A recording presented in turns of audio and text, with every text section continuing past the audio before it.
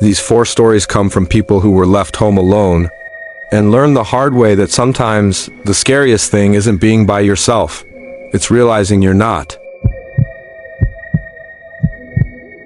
I was 13 when this happened, back in 2011. My parents were out at a dinner party, and my older brother, Ethan, who was 19, was supposed to be watching me. But he told me he was heading out with some buddies and swore me to secrecy. "Don't tell Mom and Dad, Aiden, I'll be back before they are." I didn't mind. The house to myself sounded awesome. At first, it was. I threw on a horror flick in the living room, some slasher movie I was unsupposed to watch. Big mistake. The house started playing tricks on me.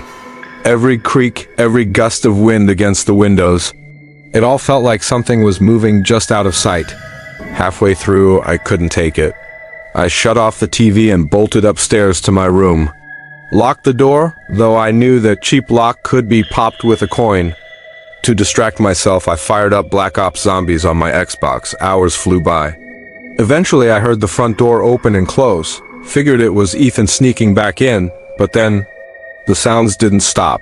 Slow footsteps downstairs, thumps, things being shifted around. I checked out the window. No sign of Ethan's Jeep in the driveway. Panic hit me like a truck. No cell phone back then. The only landline was downstairs. I slipped into the tiny crawlspace closet in my wall, pulled the door shut, and held my breath. Minutes later, my bedroom door rattled. Then clicked open, footsteps, heavy, searching, drawers sliding. My game controller being picked up and dropped. I sat frozen in the dark, praying it was just Ethan messing with me. It wasn't. After what felt like forever, the footsteps left. I stayed hidden another hour until I finally heard Ethan's real voice yelling my name from the hallway, angry and confused. When I came out, he saw the mess in his room and realized what happened. Someone had broken in while he was gone. TV is gone, laptop's missing, jewelry. Police came, report filed. Dad grounded Ethan for life and made him pay back every stolen dollar from his part-time job. But the worst part? Knowing someone had been inches from finding me in that closet. This one goes way back. I wasn't even 5 yet. My parents had split, so I lived with my grandparents in a quiet Midwest town. Everyone knew everyone. Our neighbor, Mr. Harlan, was always around, helping Grandpa fix the truck, drinking beers on the porch, dressing deer after hunting trips. One evening, Grandma was at her weekly bingo night. Grandpa offered to pick her up. I was glued to cartoons, so I said I'd stay. "Don't open the door for strangers, Logan," he reminded me. Truck pulled away, and not 2 minutes later, a knock. "Who is it?" "It's Harlan, buddy. Let me in." He knew Grandpa had just left. Knew my uncle was out. I was little. He wasn't a stranger, right? I opened the door. He stumbled in, reeking of whiskey, eyes bloodshot. Put his hands on my shoulders, too tight.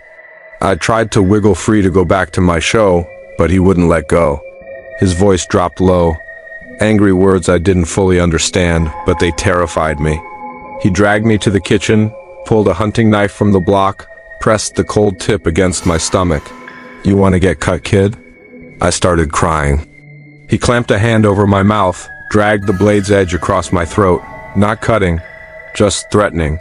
Then headlights swept the driveway. Grandpa's truck. Harlan froze. Grandma walked in first, saw everything, screamed for Grandpa. Grandpa burst through the door like a bull, tackled Harlan, beat him down until he stopped moving. They shoved him out, slammed the door. Never called the cops. Years later, after Grandpa passed, I asked Grandma about that night. She went pale. Mentioned how Grandpa had gone night hunting right after, with a tarp in the truck bed. Harlan was never seen again. Some things in small towns stay buried. Spring break 2020. I was 15, parents out of town. Chilling alone when my phone rang. A guy from school, Jake, asking if our old friend Tyler could crash at my place for the night. I barely talked to Jake anymore, and Tyler had been acting off lately. Random outbursts in class. Paranoid rants about teachers being in some secret society. But Jake sounded desperate. Offered me hits off his vape pen if I said yes. Stupid teenage me agreed. They showed up, I took the hits. Jake grabbed Tyler by the shoulders before leaving, tears in his eyes. "Don't do it, man. Please." Tyler just stared blankly. As soon as the door shut, Tyler asked, "All doors locked, Caleb?" Red flag. I showed him they were. He smiled, this wide, unnatural grin, and raised his hand like he was in class, holding it there silently. Then he drifted toward the kitchen knife drawer. I lunged, slammed it shut before he could grab one. He laughed it off like a prank. Heart-hammering, I suggested we walk to the neighborhood park. Let him out the side door first, locked it behind him, and called my older brother.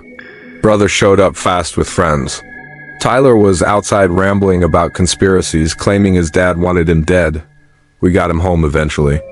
Later, Jake admitted Tyler had been reading some online manifesto in the car, talking about needing to hurt someone to save himself.